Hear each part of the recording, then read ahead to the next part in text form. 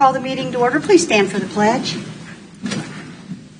I pledge allegiance to the flag of the United States of America and to the republic for which it stands, one nation, under God, indivisible, with liberty and justice for all. Take a moment of silence, please.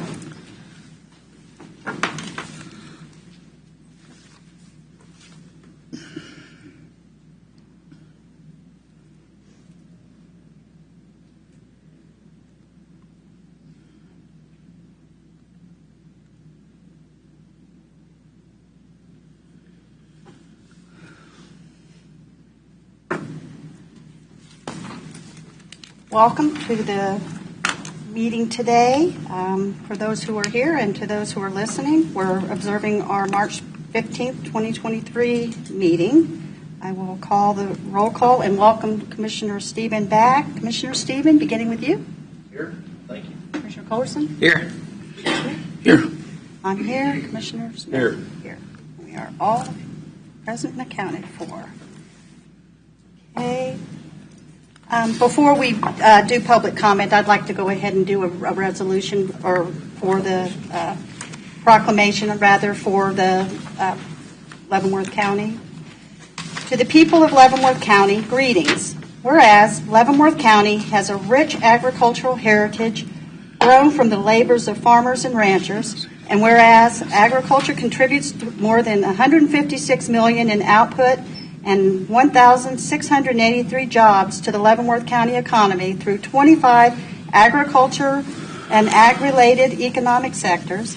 And whereas Leavenworth County agriculturalists utilize the 194,636 acres that are spread between 1,213 individual farms.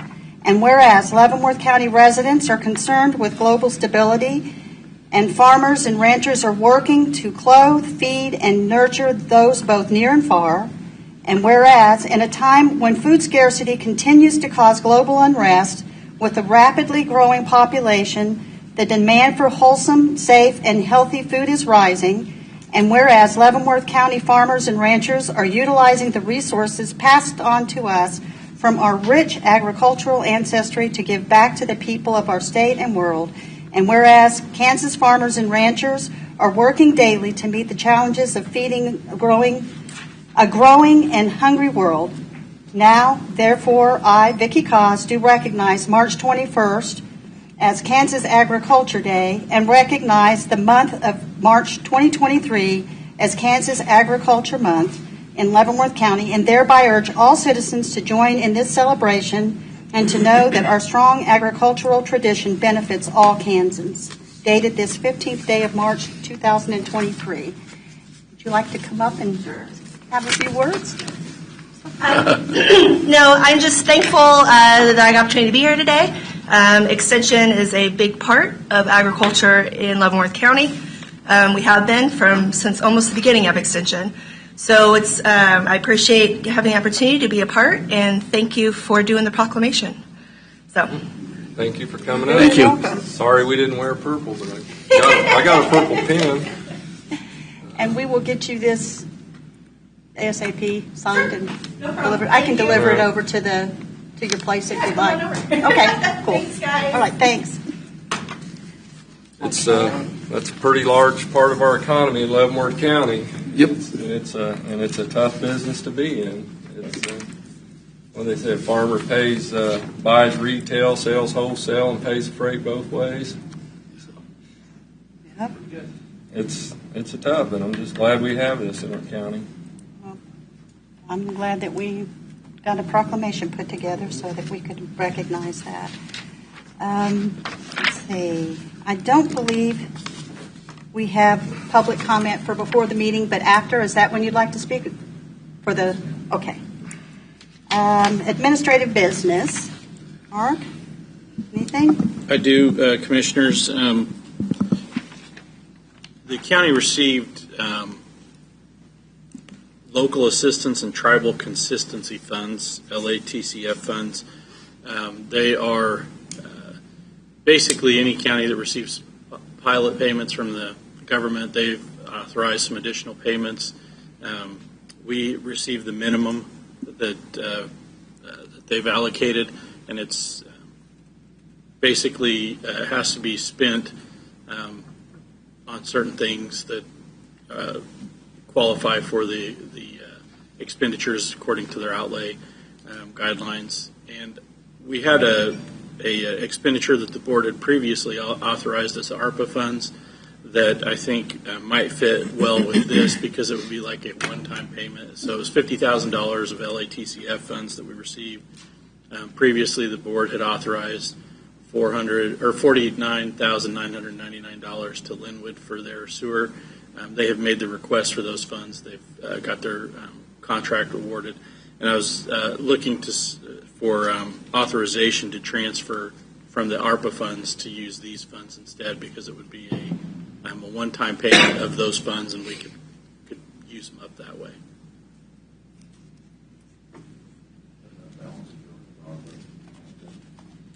The money that we originally had allocated out of ARPA would just go back, and it would stay in the ARPA funds and probably be allocated as part of our culvert replacement program, because that one is still underfunded. So, You wait a motion for that? I do need a motion to allow the expenditures of those LATCF funds for the Linwood expenditure for their sewer. So moved. Motion and a second. Begin voting with Commissioner Stephen. Aye. Commissioner Culberson. Aye. Commissioner Smith. Aye. I vote aye. Commissioner Smith. Aye.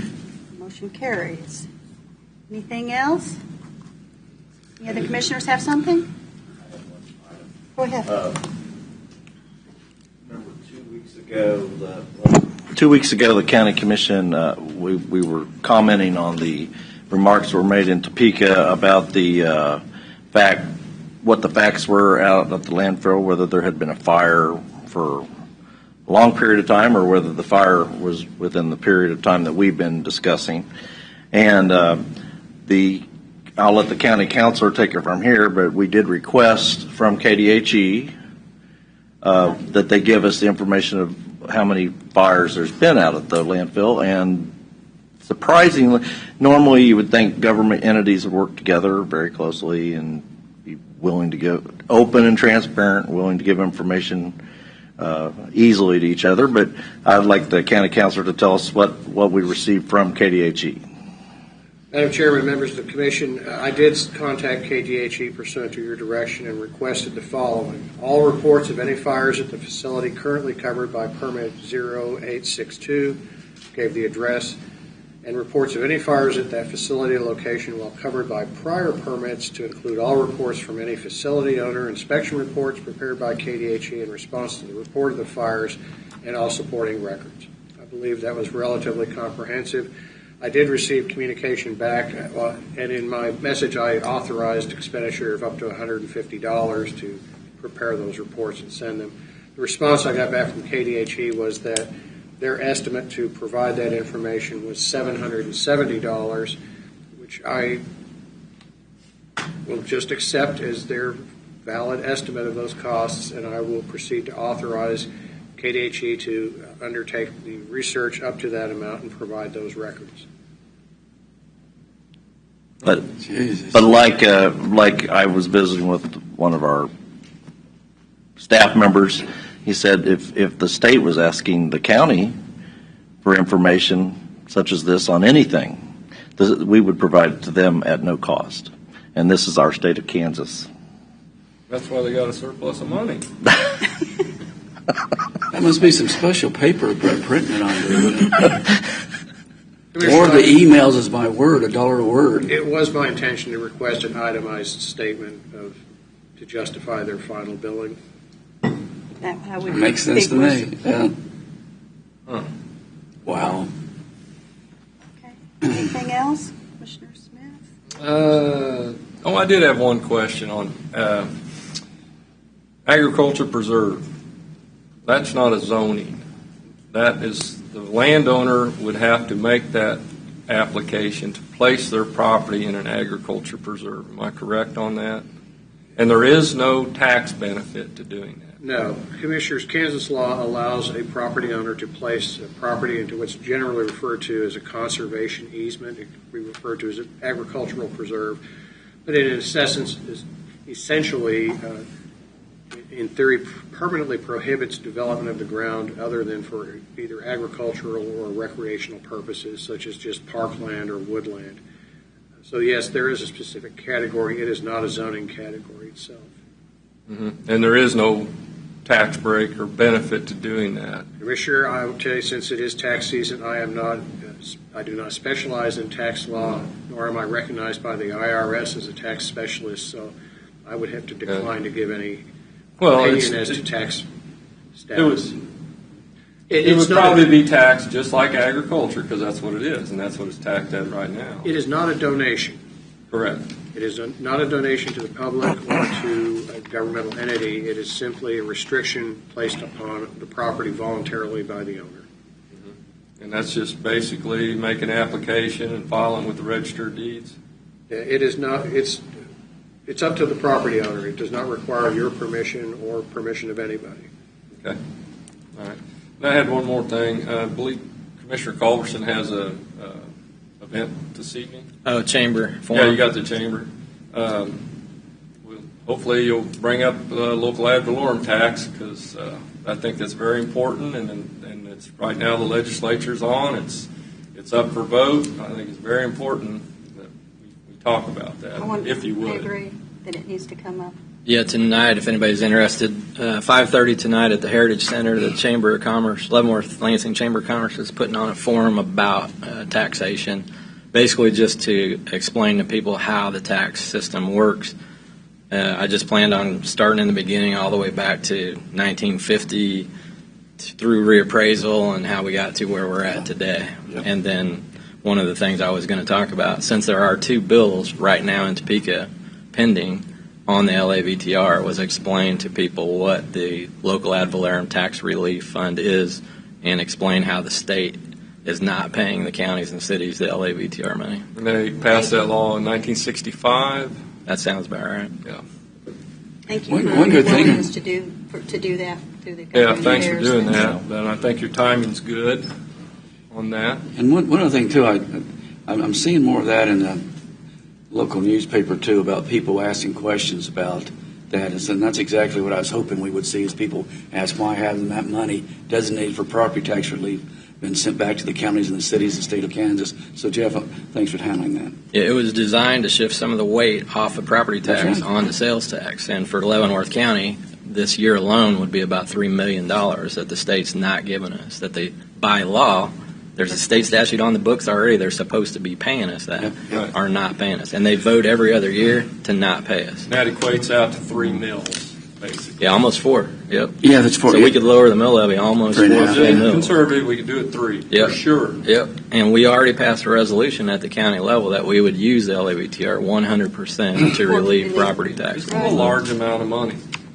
Yep. that is collected here, and it's supposed to come back here. It's not being sent back here.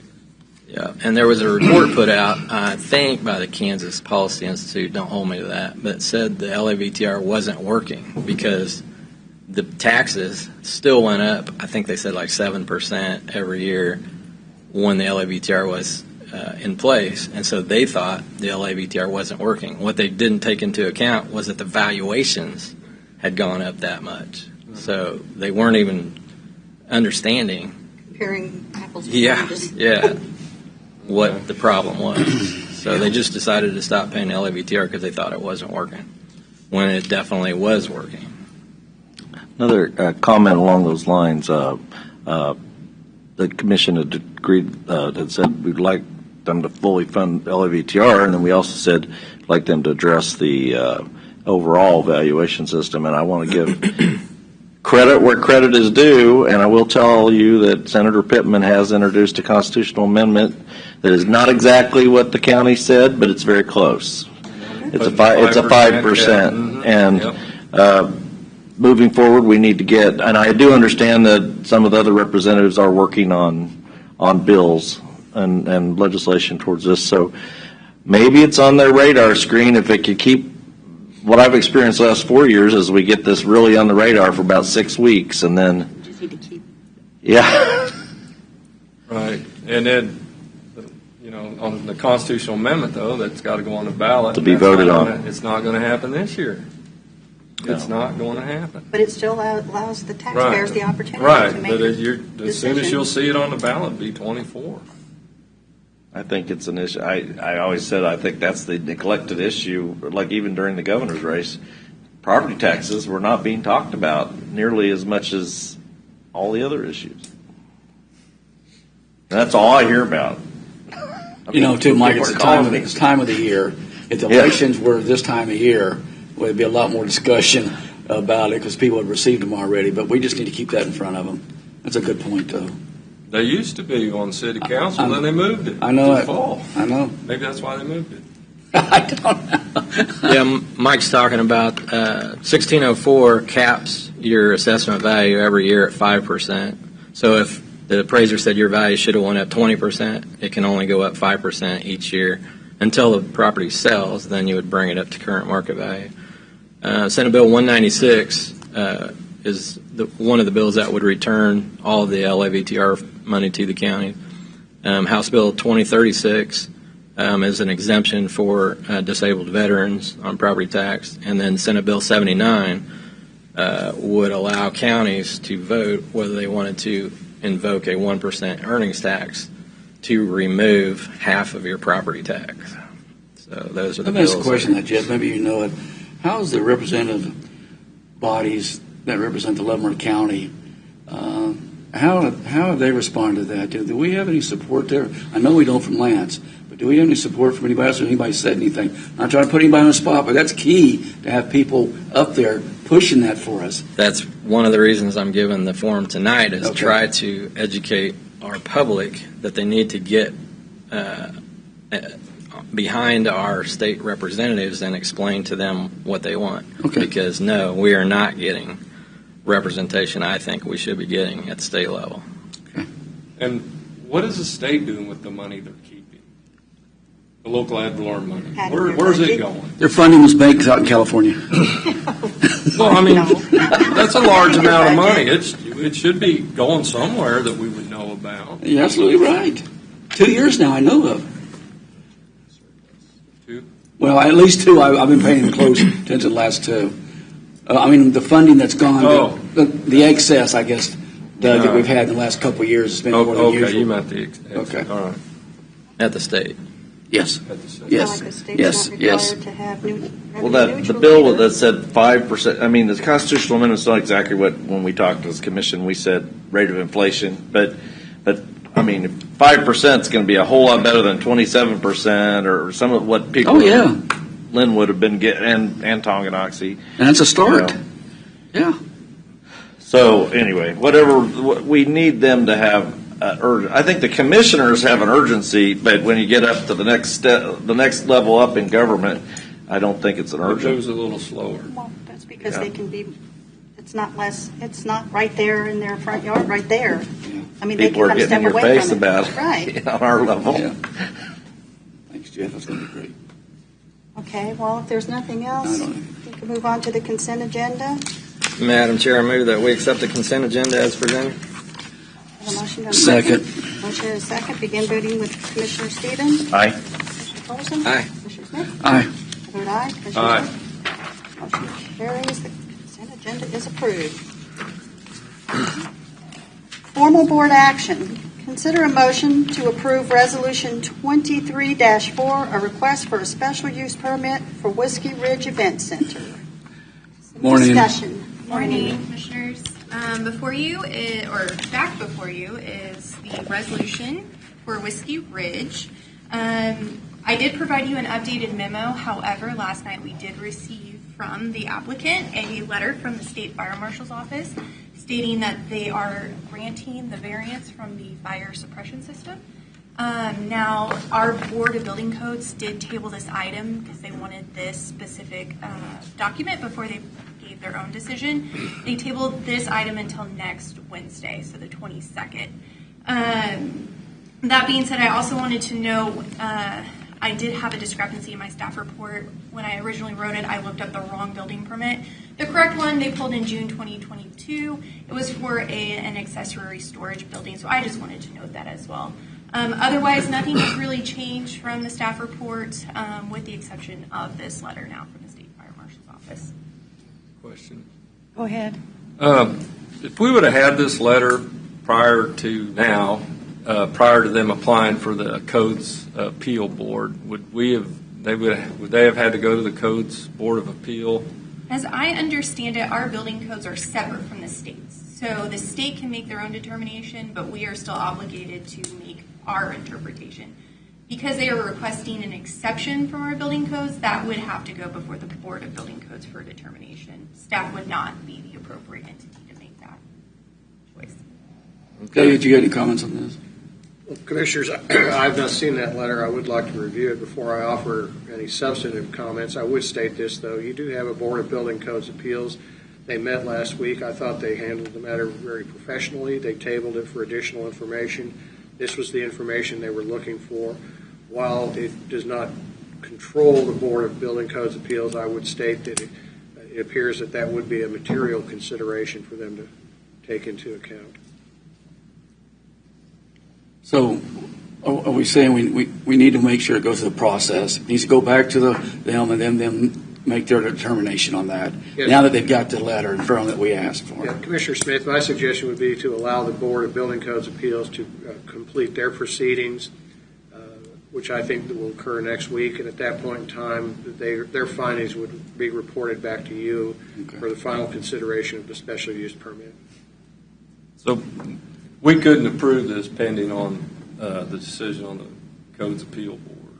I think the condition approving at this point in time would be problematic. Since we already sent it back, yeah. Well, I didn't mean approving pending. Yeah. Because you're putting this, they meet it on Wednesday night, so then that's the following Wednesday. Unfortunately, yes, Commissioner. So we have to table this for 2 more weeks. Yes. Okay. Do we need a motion to table? Yes, and to a date certain. Okay. Do I have a motion to, what's the date? 2 weeks from 2 weeks. Right, today. from today. It's, Anybody have a calendar? that's what I said. 28th 28th. It's the 15th. or the 15th. Sorry. It's the 29th. 22nd and 29th. Okay, the 29th. Okay. Do I have a motion, or should I make a motion? I'll make a motion to table it until the 29th of March. I have a motion. Do I have a second? I'll second. Begin voting with Commissioner Stephen, Aye. Commissioner Culbertson. Abstain. Aye. Aye. Aye. Okay, motion carries. To the date certain of March 29th, the decision will be made. Thank you, Amy. Okay. Presentations and discussion items. Do we have? I just had one question for the staff on that. Sure. Oh, she's gone. Well, Okay. just the question was, do we, whatever decision that body renders, is it appealable to the county commissioners? Or is that the final decision? My understanding is that they are the authority on it, so the only appeal process would be via court. District Court. Yeah. Commissioner Stephen, other commissioners, the concept was to have some finality going through the process, because otherwise you just keep continuing. That the Board of Building Codes decisions would be treated much the same as the Board of Zoning Appeals decisions. They would be final unless appealable to the district court. That's at your prerogative, however. The idea was to have some determining body. Well, wait a minute. Now that last line there, that's a lawyer's line. You said that's at our prerogative. I mean, that is the system that's established. Yes, you set it up. Okay. I mean, so I just wanted to know what the, Yeah. if this is the final body that makes the decision, or if it's appealable back to the county commissioners. Board of Zoning Appeals is a statutory. You can create that through statute. The Board of Building Codes Appeals was created by this board in recognition of the fact that since you've just recently adopted building codes, that there be some mechanism to allow people to question or challenge staff determinations of the applicability of those codes. Okay, thank you. That's all. Right. Anything that anybody wants to share for the week before we do additional public comment? Who's starting? We'll start with Commissioner. Went to the Fire District 2 meeting down in Linwood, or down in Reno Township last night, and they are progressing and they're making really good strides, and I believe they'll be presenting something to the county councilor within a few weeks. So they're going to make the deadline? I think so. I think so. They're It's going to be tough. well, they're shooting for it. They worked really hard then. They put in some time on this, more than just the monthly meetings. Yeah, they're having extra meeting. I was going to say they'd have to be to get this thing ready in time. And I have to compliment the folks that are involved down there. They're doing a real effort. Jeff? Commissioner Culberson, you have. Last week I went to Topeka again to meet with the Karen Tyson tax task force that we put together to try to figure out, some solution to high property taxes. That went pretty well. It was kind of centered around the talk about the Senate Bill 79. Yeah. Had Leavenworth City Council meeting last night, and then again we've got the Chamber of Commerce meeting tonight at 5:30 at the Heritage Center. If anybody wants to come and listen about how the tax system got to where it is today.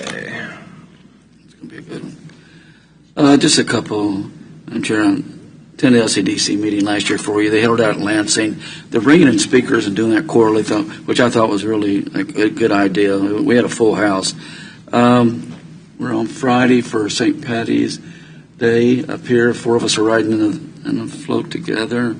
And then next Tuesday I have Meals on Wheels, which I always enjoy doing it. That's all I have. Okay. And I had KCATA meetings last week. And let's see, I have the NECAP meeting on Thursday afternoon for the board for NECAP. And I think that's all I have to share. So I had Bayshore City Council last week. Of course, we do the parade Friday, and I'm doing the Meals on Wheels on Monday. And I'm doing Oh, Meals you're on going to Wheels do- as well. I have Meals on Wheels coming up too. Good. You going to do Meals on Wheels? I did last year, but I got to talk to her again, Georgia. Okay. Jeff's going to do it I'm this kind of out of the loop. Jeff. Yeah, I think I'm doing it Friday. Oh, okay. She called Well, us maybe off. Thursday's up. She called us off. That's good tell. Okay, well, let's do our additional public comment. Mr. McMillan?